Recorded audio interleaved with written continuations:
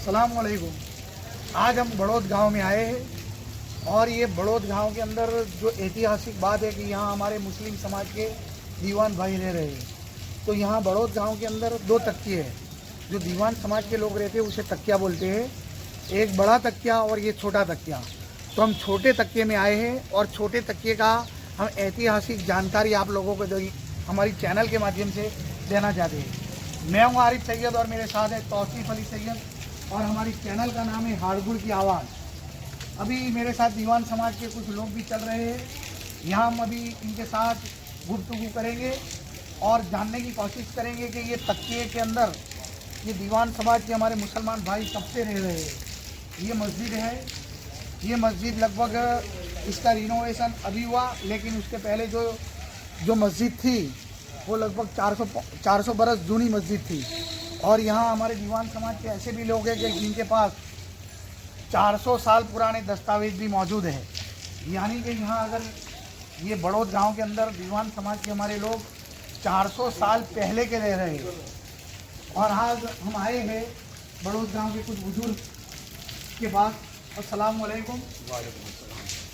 अब ये आपका जो तकिया है, ये बड़ा तकिया और छोटा तकिया, तो ये तकिया नाम किस लिए पड़ा आपके गाँव ये बस्ती का?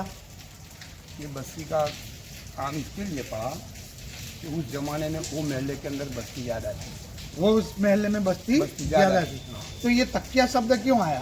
तकिया शब्द इसके लिए आया कि कब्रिस्तान को तकिया बोलते हैं। जहाँ पे कब्रिस्तान होता है उसे तकिया बोलते हैं। तकिया बोलते हैं। अब दीवानों की बस्ती लगभग इसके करीब में होती है। हाँ, जहाँ कब्रिस्तान होता है वहाँ हमारे दीवान समाज की बस्ती होती है। वो बात सही है। तो अभी जो जगह पे हम खड़े हैं तो ऐसा बोलते हैं कि पुराने इसमें वो ये सब कब्रिस्तान था, मस्जिद वगैरह। हाँ, ये कब्रिस्तान था पहले कब्रिस्तान दीवान समाज का। दीवान समाज का। हाँ, और उस जमाने में क्या था कि हम मस्जिद मदरसा कुछ था नहीं, तो सबने इकट्ठा करके सोचा कि भाई अभी इसके बाद फिर कब्रिस्तान दूसरा देने में आया दूसरा, और ये कब्रिस्तान हो गया फ्री हो गया। हाँ, तो मस्जिद बना, फिर यहाँ पे मस्जिद की तामीर की गई। तो बनाई गई। मैं आपको ये बोल रहा था कि जो अभी एक बड़ा तकिया और छोटा तकिया, हाँ। तो हमको ऐसा भी जानने का मिला है कि भाई यहाँ पे जो दीवान समाज के लोग रह रहे तो उसमें से कुछ लोग बाहर के भी गांव में रहने गए। तो आप उसके बारे में कुछ जानते हो? हाँ भाई, उस जमाने में क्या था कि कुछ धंधे पानी ऐसे थे नहीं, कोई उद्योग न थे, कोई फैक्ट्रियाँ कारखाने न थे, तो कोई धंधे के लिए निकल गया। ऐसी तकलीफ के हिसाब की सबने हिजरत करी। तो कौन कौन सी गांव में वो लोग अभी रहते हैं? कुछ धर्मद में थे, कुछ चकलासी में थे, थोड़े बहुत कुछ हाड़गुड़ में भी थे। ऐसी तरह तरह से अलग अलग। तो इस तरह दीवान समाज के जो लोग देखो हाड़गुड़ गांव में भी रह रहे, जो बड़ौद के स्थानीय के धर्मज में रह रहे, चकलासी में रह रहे और कई मुख्तलिफ गांवों में रह रहे, तो ये एक ही बाप दादा की औलाद है सब। हाँ, पूरी एक ही था। ये समझ लो, ये इनका सजराए नसब एक ही बाप दादा से जाके मिलता है। और ये दीवान समाज मुसलमान समाज के अंदर बहुत ही अच्छी अहमियत रखता है। और ये इन सब ये यहाँ फर्द दीवान समाज के यहाँ पे मेरे पास मौजूद है। तो अभी ये मैं आपसे वो बात बताऊं कि पहले दीवान समाज के लोग डाबिया में रह रहे थे, ये बात सही है? डाबिया के अंदर दीवान नहीं रह रहे थे, पहले गाँव था। पहले गाँव वहाँ पे बसा था। ब्रिटिशों के मकद के पहले में गांव उधर था। यानी मुगल काल में गांव वहाँ पे था, उधर था और फिर इधर आया, फिर यहाँ बस्ती हुई, वहाँ से। और आपने अभी मेरे को बताया कि आपके पास 400 साल पहले के दस्तावेज है। हाँ, बहुत पुराने दस्तावेज। देखिए, इनके पास 400 साल पहले के पुराने रजिस्ट्रेशन दस्तावेज है। तो इससे पता चलता है कि बड़ौद गांव के अंदर मुसलमान भाई 400 साल पहले से रह रहे हैं। तो इससे एक बात और भी पता चलती है कि ये गांव 700 साल पुराना हो सकता है। तो अब हम देखेंगे यहाँ पे एक तुरबत भी है। ये किसकी तुरबत है? ये अपने दीवान समाज के। दीवान समाज की है। तो इनका नाम क्या था? जंगली सा बाबा नाम था इनका। और यहाँ पे भी मुख्तलिफ जो कब्रें हैं, एक कमाल सा बाबा और मोहम्मद सा बाबा की कब्रें।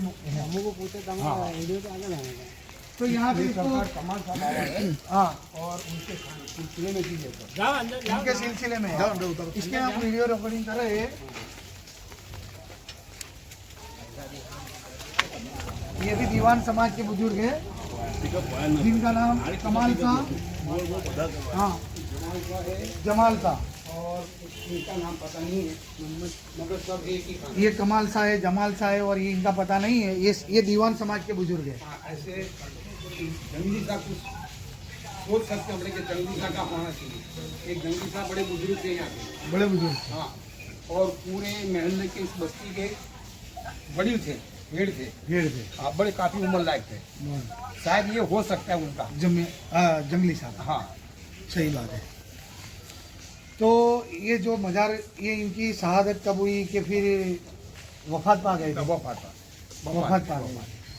अब यहाँ से आप मस्जिद को देख रहे हैं, जो मस्जिद 2005 में रिनोवेशन करके बनाई गई, नहीं, तो नहीं बनाई। नहीं बनाई गई, रिनोवेशन करके। इससे पहले बहुत पुरानी मस्जिद थी, यहाँ 300 साल पहले की मस्जिद थी। इंशाअल्लाह इसका भी हम आपको फोटो बिताएंगे और फोटोग्राफी आपको दिखाएंगे, जो जूनी फोटोग्राफी है। तो इससे पता चलता है कि हम जो बड़ौद गांव के अंदर आए, तो बड़ौद गांव की हमने मस्जिद भी देखी, और उसके साथ साथ हमें ये भी पता चलता है कि बड़ौद गांव के अंदर हमारे दीवान समाज के जो 2 तकिया है, एक बड़ा तकिया और एक छोटा तकिया, तो उसके अंदर हमारे मुसलमान भाई लगभग यानी कि 400 साल से भी पुराने समय से रह रहे हैं। यानी कि यहाँ बड़ौद गांव के अंदर सबसे पहले कोई आया तो मुसलमान भाई आए।